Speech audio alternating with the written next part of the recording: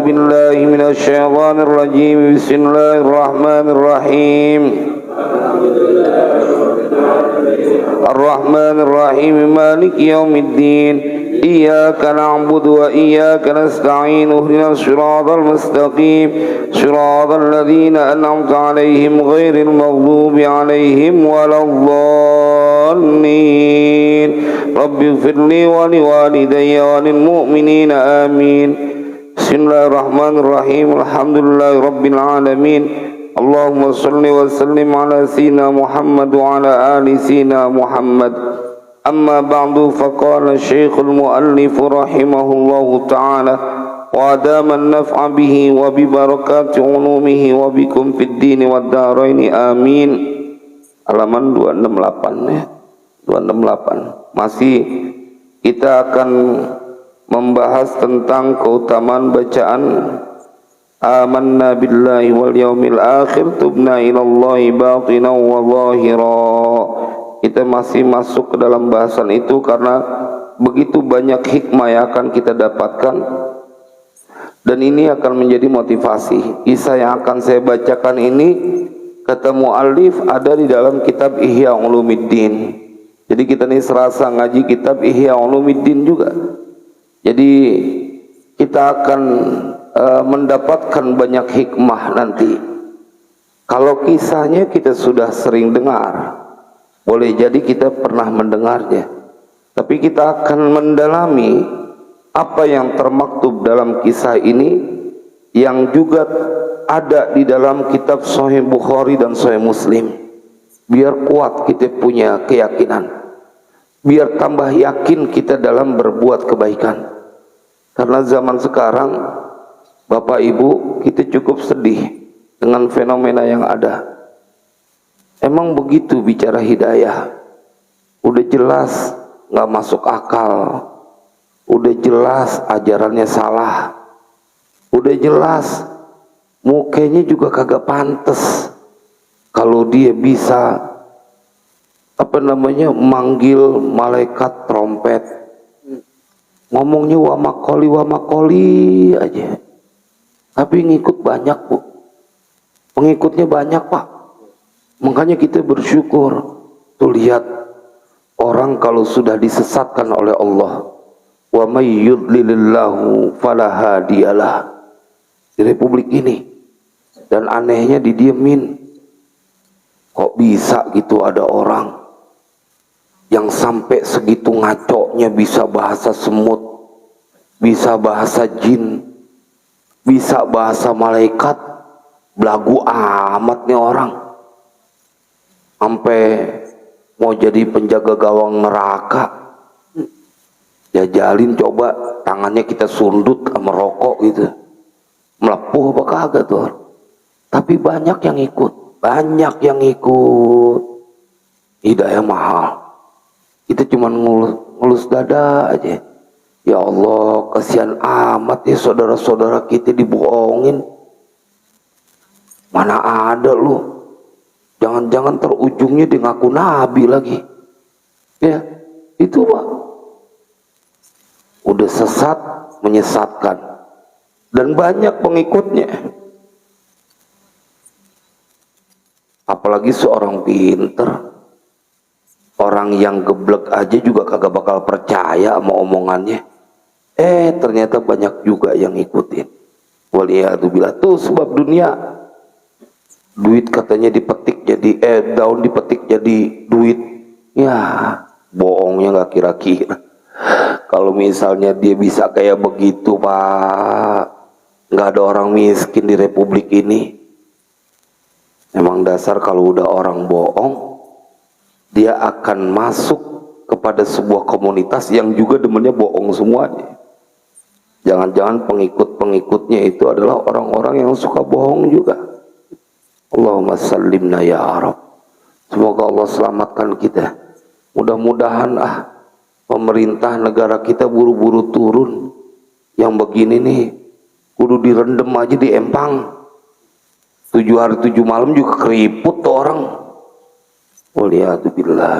Nah kita akan ngaji dalam kitab Syarah Ratibil Haddad amanna billahi wal yaumil akhir tubna ilallahi batinan wa zahira. Kita lihat dalam kitab ini mengutip apa yang ada dalam kitab Ihya Ulumuddin, mengutip juga dalam kitab Ad-Da'watut Ta'amah, mengutip juga dalam kitab Al-Ghurar. Ini juga ada dalam Sahih Bukhari Muslim. Bismillahirrahmanirrahim. Wa fi Ihya'i Ulumuddin, dan itu di dalam kitab Ihya Ulumuddin. Wa fi Da'watit Ta'amati, dan di dalam kitab Ad-Da'watit Ta'amah. Naqlan minas sahihaini, menukil dari Sahih Bukhari dan Sahih Muslim. Wa kitabil Ghurari, dan di dalam kitab Al-Ghurar. Qala wa rawa Abu Sa'idin, Imam Bukhari dan Imam Muslim telah meriwayatkan Abu Sa'id radhiyallahu anhu, semoga Allah meridhoinya, yakni Muslim, telah meriwayatkan Abu Sa'id radhiyallahu anhu, semoga Allah meridhoinya, yakni orang. Jadi 99 orang dia bunuh. Ini kisah yang masyhur. Tapi kita akan mendapatkan ini langsung dari teks yang dikutip oleh muallif hadal kitab, dan sampai juga beliau ceritakan ada dalam kitab Ihya Ulumuddin. Fatib oleh muallif hadal kitab, dan sampai juga beliau ceritakan ada dalam kitab Ihya Ulumuddin. Jadi dia setelah ngebunuh 99 orang, biar kita tahu Pak, karena kita pada saat datang ke Musola Al-Maghfirah, maka kita disebut sebagai Habibullah, kekasih Allah. Kan kita yang datang kemari nih karena kita tahu bahwa kita ingin mendapatkan ampunan dari Allah. At-taibu Habibullah, orang yang bertaubat itu kekasih Allah. Kalau udah kekasih Allah, kita pasti dapat prioritas. Biar kita dalam keadaan yang saat ini serba kekurangan, begitu kita ngaji ini, ente adalah kekasih Allah. Kalau udah kekasih Allah, dia yang punya semuanya yang ada di langit dan yang ada di bumi. Dan dia akan menjadikan hamba-hambanya terselamatkan, bukan hanya urusan dunia, tapi juga nanti urusan akhirat. Sebelum kita jauh, kita buka surat Al-An'am, biar ada oleh-olehnya buat renungan. Ente kalau udah Al-Quran yang ente dengar, rasanya nggak perlu lagi kemudian ragu-ragu. Wa maqali fima antallah, ayat 12. Tapi kalau ngeliat itu, masa sih bahasa Suryani kayak begitu, ampun dah. Ayat 12 sampai ayat 18. Ini biar bangkit dulu, kita punya yakin, karena kita mendapat, udah ketemu 12 sampai 18. A'udzu billahi minasy syaithanir rajim. Bismillahirrahmanirrahim. Qul liman ma fis samawati wal ardh, qul lillah, kataba ala nafsihi ar-rahmata la yajma'annakum ila yaumil qiyamati la raiba fihi. Boleh langsung diartiin satu ayat. Alladzina khasiru anfusahum fahum la yu'minun. Nah, terjemahnya dulu Ustaz. Katakanlah Muhammad, milik siapakah apa yang di langit dan di bumi? Katakanlah milik Allah. Dia telah menetapkan sifat kasih sayang pada dirinya.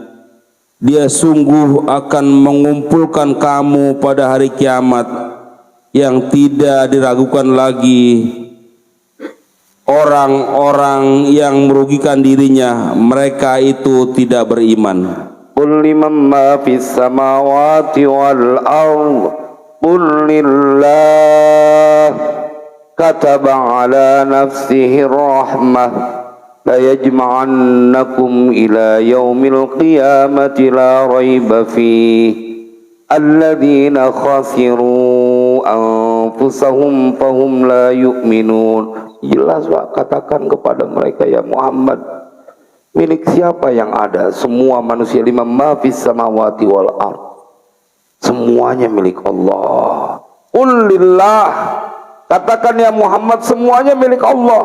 Dan ibu bapak, baru saja kita bersama-sama melaksanakan sebuah amalan yang itu amalan orang-orang khusus, bisa sholat subuh berjamaah. Qul lillah kataba ala nafsihi rahmah, Allah telah mencatat, menentukan pada dirinya penuh dengan kasih sayang. Tetapi Allah ingin mengingatkan, la yajma'annakum ila yaumil qiyamati la raiba fihi.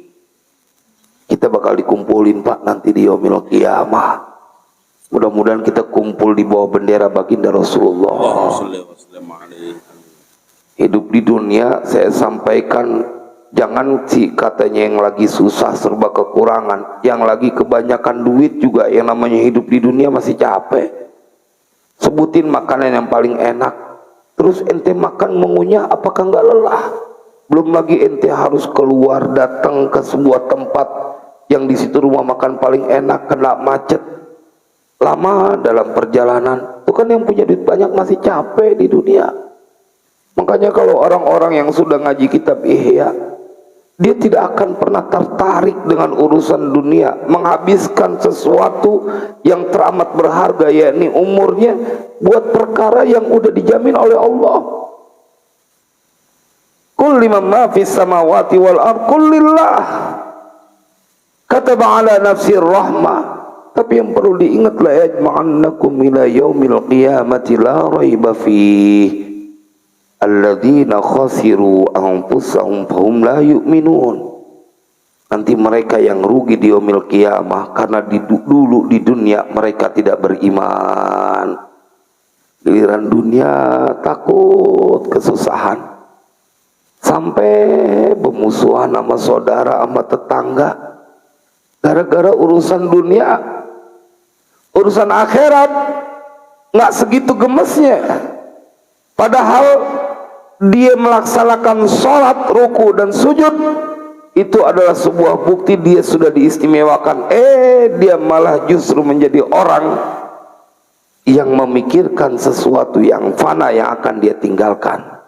Kapan aja Bapak Ibu, kapan aja Allah matiin kita, asal itu husnul khotimah, itu adalah sesungguhnya kebahagiaan yang paling besar. Capek kalau masih di dunia. Makanya Ustaz Aswin Asy-Syadhili, setiap kali saya mengingat beliau tuh, beliau adalah orang yang saya yakin min ahlil khair. Luar biasa. Beliau Ustaz Aswin Asy-Syadhili, kita belum tentu mendapatkan keistimewaan seperti beliau. Diberikan oleh Allah sebuah kedudukan di mana kita belum tentu mendapatkannya. Iya Pak, udah enak beliau. Apalagi cerita Ustaz Masdi, saya tanya sama beliau, Ustaz Masdi udah pernah ngimpi Ustaz Aswin Asy-Syadhili? Udah be. Beliau cerita lagi senyum, kalau ngimpi tentang orang mati, mau kapan aja itu terjadi, apapun yang kau lihat dalam impianmu, itu yang sesungguhnya. Kalau dia senyum, kita mimpi satu waktu, udah lama, terus ngimpi orang tua kita lagi sedih, lagi nangis, itu informasi orang tua ente lagi dalam kesusahan, karena kurang didoain. Nah, saya tanya sama beliau, karena beliau yang mendampingi dalam detik-detik perjalanan kehidupan beliau. Ustaz Aswin Asy-Syadhili temani, udah be, bagi senyum. Kalau boleh gitu, para itu salafun soleh, mereka ditawarkan mati di depan pintu kamar sama di depan pintu rumah, padahal pahalanya gedean mati di pintu rumah. dia mendingan mati depan pintu kamar. Yang penting Allah ridho. Saking begitu pentingnya ketentuan mati dalam keadaan husnul khatimah. Jangan Pak, Ibu, jangan sampai kita gemes banget sama urusan dunia. Saya ingetin, ini kita ngaji. Pasti pada waktunya kita akan berpisah, suka atau tidak suka. Makanya seorang ulama yang diceritakan dalam Al-Quran, orang hebat, yakni Luqmanul Hakim, dia pesan kepada anaknya, jangan ente tunda taubat. Dalam kitab ini juga ada pesan dari Luqman kepada anaknya, jangan kau tunda ya nak taubatmu, karena kematian bisa datang kapan aja. Tapi saat kita masih bisa kumpul di musola Al-Maghfirah, dan semoga bertahan sampai akhir hayat kita, maka itu adalah sebuah bukti Allah pilih dari sekian banyak hambanya yang di permukaan bumi ini untuk mampu mengamalkan amalan penghuni surga. Fakullun muyassarun. Siapa orang yang bakalan penghuni surga, dia akan diberikan kemudahan oleh Allah untuk mengamalkan amalan atau perbuatan-perbuatan penghuni surga. Kita lihat ayat lanjutannya. Walahu ma sakana fil laili wan nahari wa huwas sami'ul alim. Dan miliknya lah segala apa yang ada pada malam dan siang hari, dan dialah yang maha mendengar, maha mengetahui. Ini ke Allah semuanya. Walahu ma sakana fil laili wan nahar wa huwas samiul alim. Allah mendeklar dirinya, dia maha mendengar, dia maha mengetahui. Jadi apa yang kita lakukan ini Allah saksikan, Pak. Disaksikan oleh Allah tentang perjuangan kita melangkah dari rumah di kegelapan waktu subuh untuk menuju musola Al-Maghfirah ini. Dan dia yang memiliki semua yang ada di waktu malam, semua yang ada di waktu siang. Boleh kita lanjutkan, Ustaz? Qul aghairallahi attakhidhu waliyan fatiris samawati wal ardi wa huwa yut'imu wa la yut'am. Qul inni umirtu an akuna awwala man aslama wa la takunanna minal musyrikin. Artinya, katakanlah hai Muhammad, apakah aku akan menjadikan pelindung selain Allah yang menjadikan langit dan bumi, padahal dia memberi makan dan tidak diberi makan. wa huwa yut'imu wa la yut'am. Jelas nih ayat. Dia Allah yang memberi makan dan tidak diberi makan. Masa ente mau nyari Tuhan pelindung selain Allah? Qul aghairallahi attakhidhu waliyan fatiris samawati wal ardi wa huwa yut'imu wa la yut'am. Dia memberikan makan. Kan urusan perut yang bikin orang jadi pada uring-uringan kalau nggak kecukupan. Ustaz Nahrawi ini hadir. Satu waktu beliau ikut saya di sana Al-Quran 6 Parung. Ini bercandaannya luar biasa loh. Ketika kita jam 2 pagi dengar suara-suara yang rame, suara perempuan rame, kita dengar dari makhluk lain. Yang dengar bukan cuma 1-2 orang, saya, beliau, dan beberapa orang. Itu mau Ustaz Nahrawi dikejar sama dia. Ini orang ini dikejar. Saya tanya sama dia, Ustaz, antum gak ada takutnya memedi? Jawaban beliau singkat, saya takutan melapar daripada memedi. Iya, artinya memang ini nggak bisa dibohongin. Cobain aja ente, nggak ketemu beras 3 hari, kalau nggak dicemberutin sama bini, ya bang, gue kirain mah punya laki, hidup gue bakalan senang bang. Jemaah, ini ayat jelas, wa huwa yut'imu wa la yut'am. Suamimu boleh jadi tidak bisa memberikan makan, tapi ayat ini menjadi jawaban. Suamimu hanya sebagai sebab, yang memberikan makan adalah Allah. Wa huwa yut'imu wa la yut'am. Ustaz, artinya Ustaz,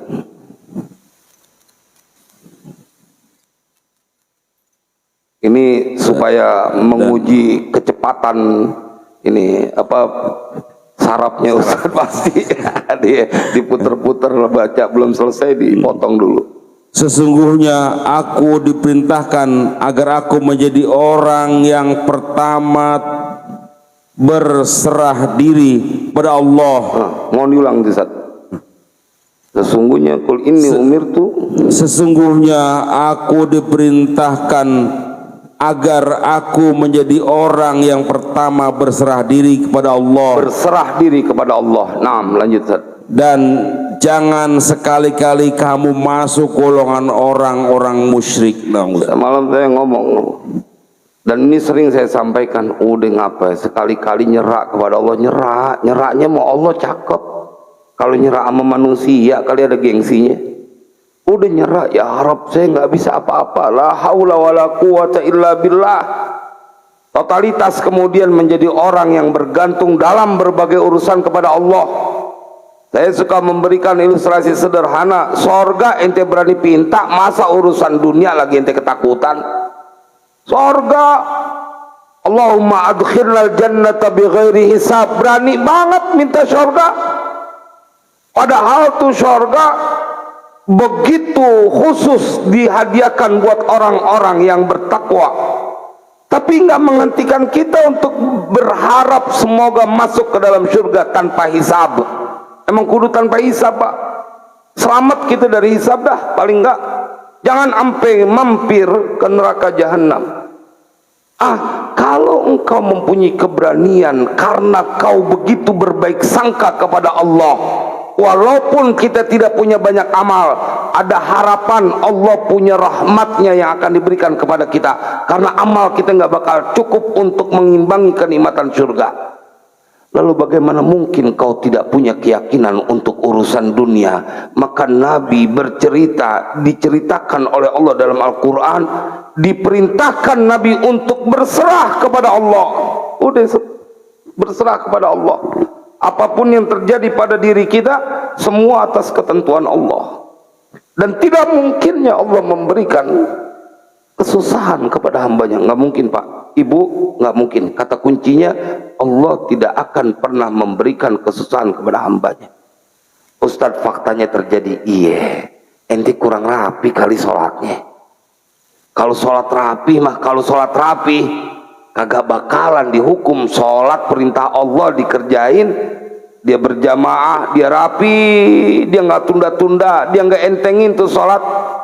Kayaknya sih nggak mungkin Allah berlaku zalim kepada hambanya, karena memang itu yang disampaikan dalam Al-Quran. Wa mallahu yuridu zulman lil alamin, innallaha la yuhibbul zalimin. Nabi disuruh berserah total aja Pak. Lagian kalau udah umur kebanyakan masih nggak mau pasrah juga kepada Allah, sok banget. Kalau kata Mandra, sombong amat.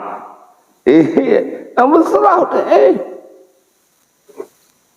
Dunia kagak ada habisnya. Kalau belum mati belum ada puasnya, karena dia nggak kenal dengan yang disebut alam akhirat. Sama Pak, kalau orang baru tahu Cibodas indah betul, taunya itu doang, ya dia akan kepengennya ke Cibodas doang. Tapi kalau dia tahu itu yang namanya ke Saudi Arabia, Mekah, Madinah, bisa ziarah ke baginda Rasulullah, dia tahu betapa nikmatnya di sana, beribadah pahalanya berlipat, maka dia lupa, nggak kepengen ke Cibodas. Kalau ditanya apa keinginanmu yang paling kau inginkan, saya pengen bisa datang ke Mekah dan ke Madinah. Tapi buat orang yang nggak pernah tahu Mekah dan Madinah, taunya cuma Cibodas dalam pikirannya.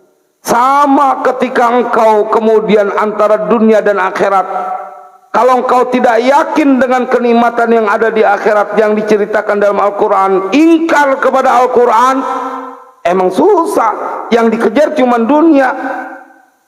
Ntar yang akan membuat dia sadar ketika kematian datang. Nah, kita lihat ayat lanjutannya. Begini emang dalam Kiai Abdul Aziz, kalau penceramah baca baru 2 baris udah Karena ini untuk memotivasi diri kita semuanya. Nah, Amin. Amin. Qul inni akhafu in asaitu rabbi azaba yaumin azim. nah, Katakanlah hai Muhammad, aku benar-benar takut akan azab hari yang besar, hari kiamat, jika aku mendurhakai Tuhanku. qul inni akhafu in asaitu rabbi adzaba yaumin azim. Nabi dipesan sama Allah. Lanjut ya Ustaz. Man yusraf anhu yawma idzin faqad rahimahu wa dzalikal fawzul mubin. Ya Rabb, ya Rabb.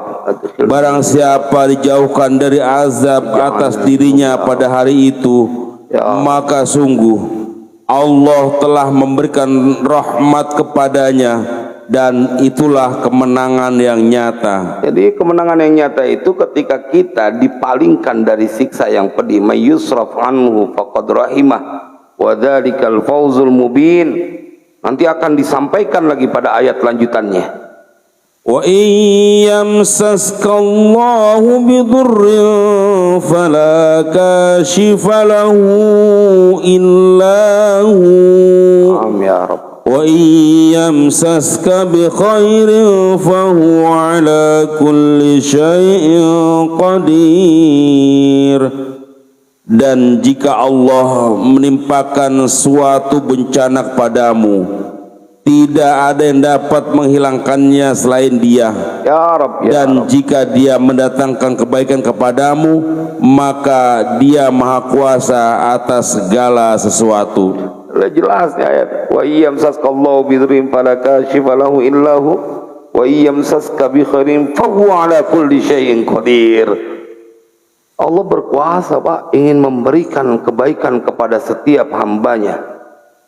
Dan yang berabeknya, kalau Allah mendatangkan petaka, nggak ada yang bisa menyingkap, menghilangkan kesusahan itu kecuali Allah. Satu ayat lagi, Ustaz. Wa huwal qahiru fawqa ibadihi wa huwal hakimul khabir. Ya Rabb, ya Rabb.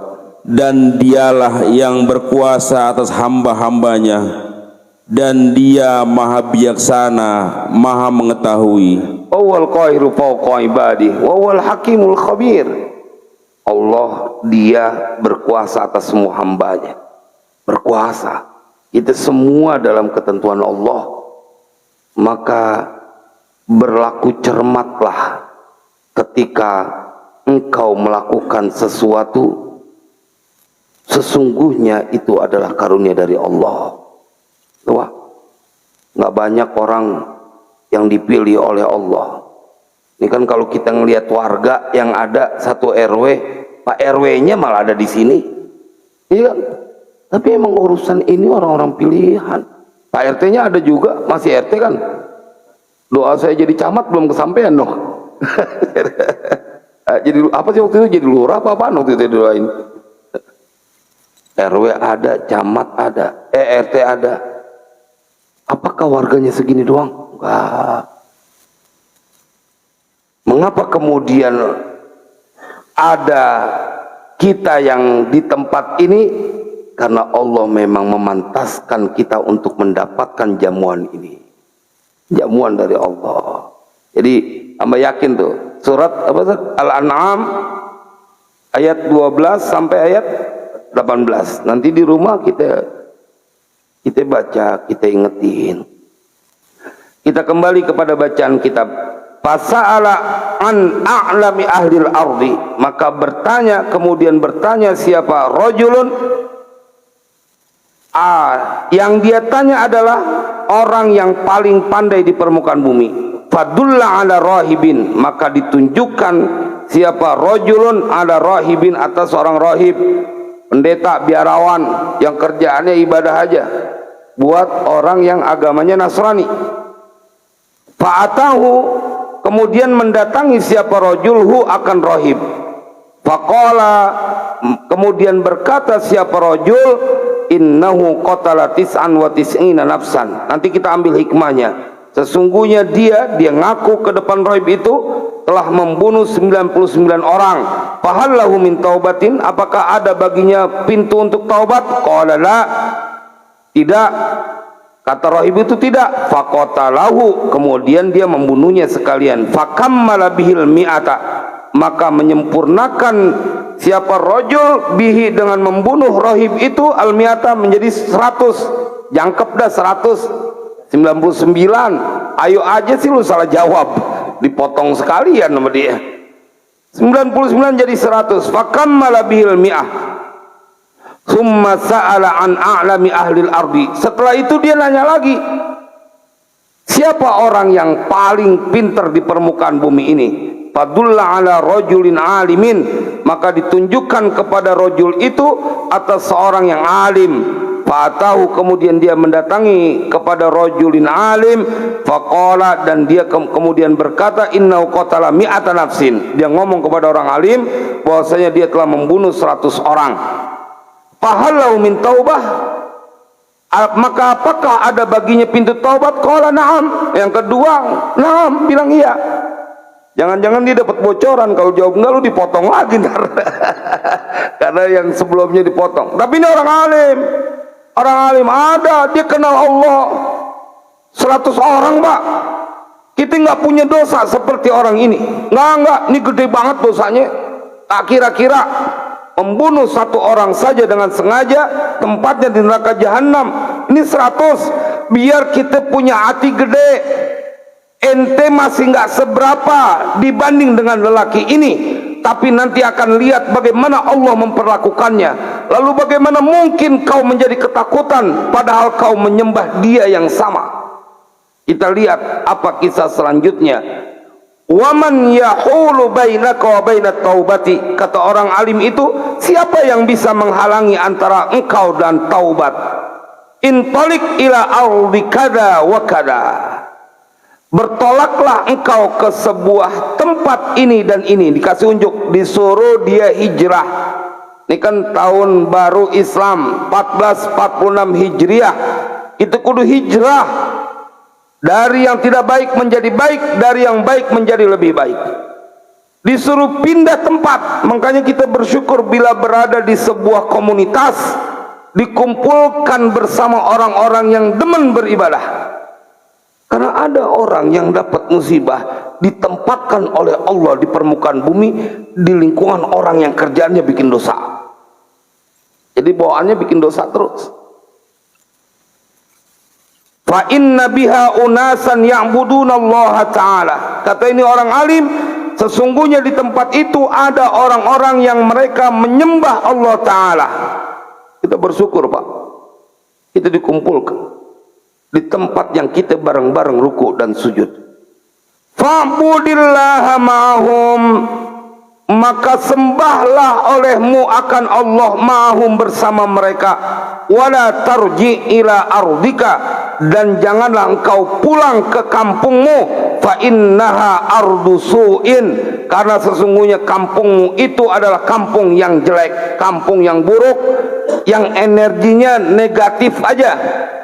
Jadi lingkungan menjadi sangat menentukan, al-bi'ah menjadi menentukan. Fantolako, maka kemudian bertolaklah ia, artinya menuju ke tempat yang disebutkan itu. Hatta idan tasofat toriko, sampai di sini kita akan mendapatkan bagaimana bentuk kasih sayang Allah kepada hambanya. Biar nggak nyalain diri mulu, biar kita nggak jadi orang yang putus harapan.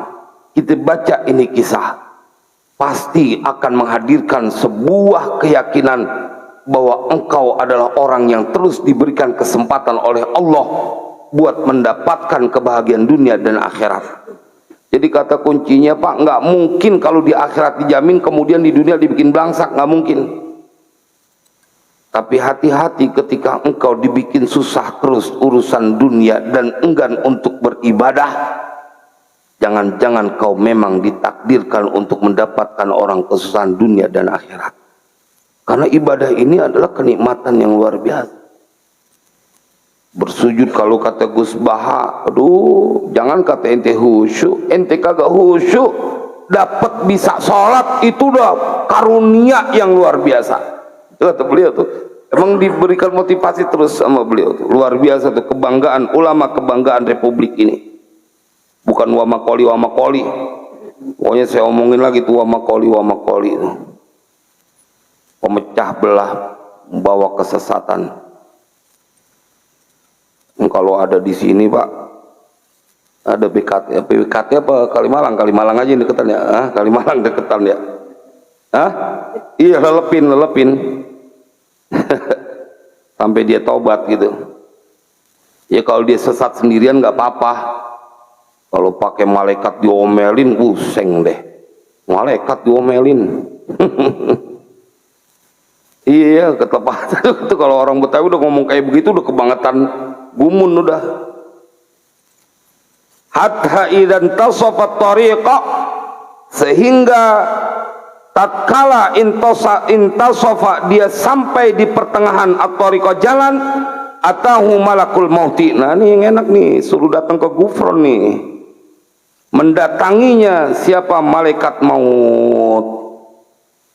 Fakhtasamat fihi malaikatur rahmati wa malaikatul adab. Ini Sahih Bukhari yang menceritakan Nabi, maka bertengkar, fakhtasamat, bertengkar, cekcok, fihi pada urusan lelaki itu siapa? Malaikatur rahmati wa malaikatul adab. Malaikat rahmat dan malaikat adab cekcok, bertengkar. Faqalat malaikatur rahmati, maka berkata malaikat rahmah, innahu jaa taiban wa muqbilan biqalbihi ila Allah taala. Ini dia lelaki, jaa, dia datang dalam keadaan bertaubat dan menghadap Allah dengan hatinya, dan menghadap dengan hatinya kepada Allah taala.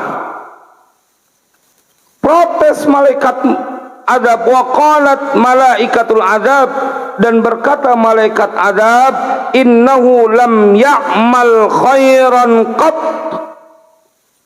Iya, dia emang datang mau bertobat, kata malaikat adab, tapi ini orang lam ya'mal khairan qat, dia tidak melakukan amal kebaikan sedikit pun, sekalipun nggak ada sama sekali kebaikannya. Orang dia baru mau menuju tempat, cepet dia potong orang. Dikira kambing korban kali. Tapi dia datang ke sebuah tempat pengen hijrah, di pertengahan jalan ketemu sama malaikat maut. Kalau bahasa kampungnya kepapagan sama malaikat maut. Nggak kira-kira kepapagannya sama malaikat maut. Ente kagak bawa SIM aja, nggak bawa STNK, kepapagan polisi meriang. Kadang-kadang ngelawan arus karena takut ditilang. Bagaimana kalau ketemu malaikat maut? Fa'atahum malakun fi surati adamiyin. Kemudian datang kepada mereka siapa? Malakun, satu malaikat, fi surati adamiyin, pada bentuk manusia. Faja'aluhu hakaman bainahum, kemudian menjadikan siapa mereka, hu akan malakun fi surati adamiyin, hakaman bainahum, menjadi hakim di antara mereka. Ada hakimnya juga tuh. Faqala, maka berkata ini malakun fi surati adamiyin, isu ma bainal ardaini fali ayyatihima kana adna fahuwa lahu. Kata ini hakimnya, ukurlah oleh kalian akan antara dua bumi mana yang lebih dekat, maka itulah ketentuan dia. Jadi tempat dia berangkat sama tempat tujuan disuruh ukur. Nih orang mati di tengah-tengah, dekatnya kemana? Kalau dekat dari tempat dia berangkat, maka dia kelompok orang yang masih tetap dalam keadaan sesat atau berdosa. Kalau dia dekat-dekat sama tempat tujuannya, maka dia orang yang selamat atau orang yang taubat. Faqasu, maka mengukur siapa malaikat. Semuanya itu malaikat adab dan malaikat rahmah. Jadi bukan beli kebun doang diukur. Nih, cuman yang meteran, nah itu dia sama meterannya kira-kira apaan ya. Tapi ini diceritakan oleh baginda Rasulullah dalam Sahih Bukhari, Sahih Muslim kita temukan, wajib hukumnya kita percaya. Fawajaduhu adna ilal ardil lati aradaha bishibrin. Kemudian mendapatkan siapa para malaikat yang ngukur itu, hu akan rajulun yang mati tersebut, adna lebih dekat ilal ardi kepada tempat, kepada bumi, allati yang arada menginginkan siapa rajul ha akan arad bishibrin dengan sejengkal doang. Bedanya sejengkal doang, dia lebih dekat kepada tempat yang dia tuju, yang dia mau hijrah. Faqabalathu malaikatur rahmati, maka kemudian mengambillah akan lelaki yang mati itu siapa malaikat rahmah. Dia dimasukkan ke dalam kelompok orang yang terampuni. Ini kita akan temukan akhrajahu Syaikhani, telah mentakhrij ini Sahih Bukhari, Imam Bukhari dan Imam Muslim. Bedanya cuma sejengkal, padahal belum berbuat apa-apa. Lalu kita udah sholat dari akil balik, cuman sejengkal, dosanya gede banget. Belum pernah sedekah, belum pernah berbuat baik, belum pernah beribadah, sejengkal doang Allah ampuni dosanya yang begitu gede. Biar kita kenal siapa Tuhan yang kita sembah. Jangan kemudian menjadi orang yang putus asa, bahwa saat engkau menyembah Allah, mendapatkan kisah ini, kau akan diingatkan bahwa Tuhanmu begitu sayang kepada hambanya. Lihat, cuma sejengkal doang, belum ngapa-ngapain. Siapa di antara kita yang punya dosa sebesar dosa ini? Enggak ada. Siapa di antara kita yang tidak pernah mengamalkan kebaikan seperti lelaki ini? Enggak ada. Kita udah lupa berapa rakaat yang pernah kita lakukan selama kita melaksanakan sholat atau hidup di dunia ini. Kita udah lupa berapa sholawat atau nggak tahu menghitung berapa sholawat yang telah kita lafazkan dengan lisan kita. Kita nggak tahu ayat Al-Quran berapa kali sudah kita baca atau bahkan kita hatamkan. Terus ente lagi mau sedih, padahal kau berniaga dengan Allah. Nggak boleh. Udah dapat kisah bagaimana Allah begitu sayang kepada hambanya. Zada fi riwayatin falamma kana bi ba'di tariqi, ini ada riwayat lain ditambahkan, maka tatkala adalah ia seorang laki tersebut bi ba'di tariqi, di sebagian jalan, artinya separuh jalan, adrakahul mautu, telah mendapati dia apa kematian.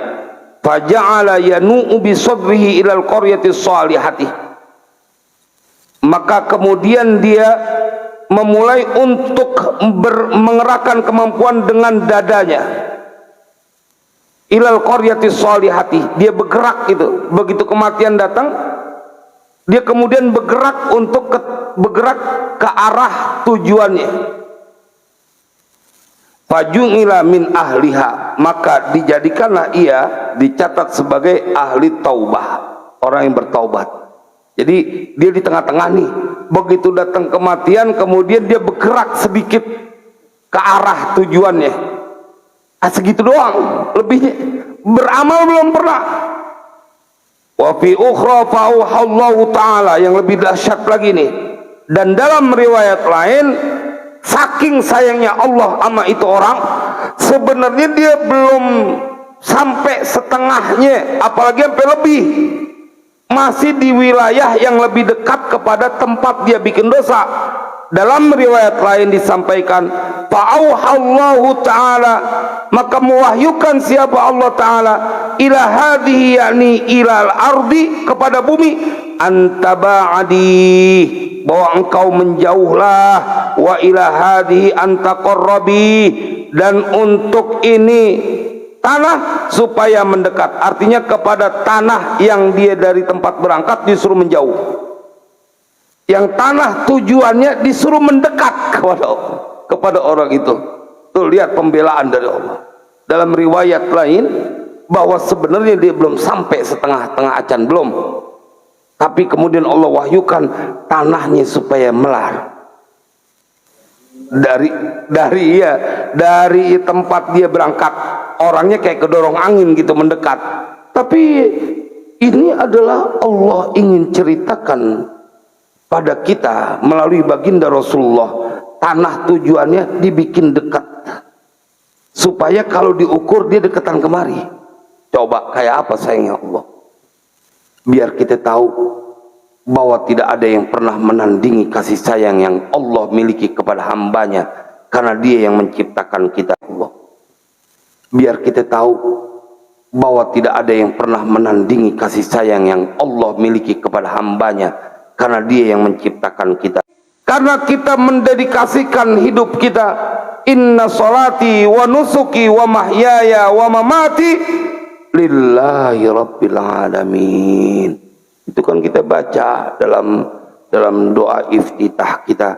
Maka pengajian pertemuan ini bagian pertemuan akhir dari bacaan amanna billahi wal yaumil akhir, padahal masih banyak ini tentang istimewanya orang-orang yang mereka bertaubat kepada Allah, langsung dari musuh Allah menjadi kekasih Allah. Kemarin di TV One saya sampaikan itu pada saat disuruh ngasih kesimpulan tentang hijrah. Bila engkau ingin melihat kekasih Allah yang ada di permukaan bumi ini, lihatlah mereka yang bertaubat, hijrah. Dia punya masa lalu kelam, tapi dia kemudian hijrah. Dia tutup lembaran lama, dia ganti dengan catatan-catatan baru. Kalau ente mau ngelihat penghuni surga yang masih jalan di daerah mana nih, Jati Bening, lihatlah mereka yang tidak pernah bosan untuk datang ke musola al-maghfirah memohon ampunan dari Allah. Nah itu Pak, nggak bisa dibantah. Saya sampaikan dalilnya tuh, mereka dirindukan oleh surga. Biar kita nggak dibisikin sama setan mulu, udah lo urusan akhirat mah belakangan, yang penting dunia. Kan ini yang bikin rumah tangga jadi berantem melulu. Padahal kalau kita nggak punya suami, kita jadi sengsara juga. Biar kata suami nggak punya kemampuan atau dia rezekinya sedikit, masih enakan punya suami dibanding kagak, ibu. Masih ada tempat diajak diskusi ngurusin anak. Kalau udah kagak ada, susah. Sama ketika engkau juga terhadap istri. Sesusahnya engkau kalau masih ada istri, masih ada yang menghibur, masih ada yang mengingatkan. Jangan gara-gara urusan dunia kemudian jadi kau hancurkan kebahagiaan yang harusnya tetap terjaga. Mudah-mudahan ini menjadi manfaat buat kita. Mudah-mudahan Allah kasih istiqomah. Mudah-mudahan Allah berikan kita husnul khatimah. Bismillahirrahmanirrahim. Alhamdulillahirabbil alamin. Allahumma shalli wa sallim ala sayyidina Muhammad wa ala ali sayyidina Muhammad. Allahumma inna nas'aluka ridhaka wal jannah wa na'udzubika min sakhatika wan nar. Allahumma innaka anta afuwun karim tuhibbul afwa fa'fu anna ya karim. Ya Rabbana birahmatika wa bijahi nabiyikal mustafa wa bijahi awliyaika wa bijahi muallif hadzal kitab. Ya Allah, a'inna ala dzikrika wa syukrika wa husni ibadatik. Allahumma la tufarriq bainana wa baina sayyidina Muhammadin sallallahu alaihi wasallam yaumal qiyamah. Ya Rabbana la tufarriq bainana wa bainahu yaumal qiyamah. La tufarriq bainana wa bainahu yaumal qiyamah. Wa sallallahu ala sayyidina Muhammadin wa ala alihi washabihi wasallam. Walhamdulillahi rabbil alamin. Assalamualaikum warahmatullahi wabarakatuh.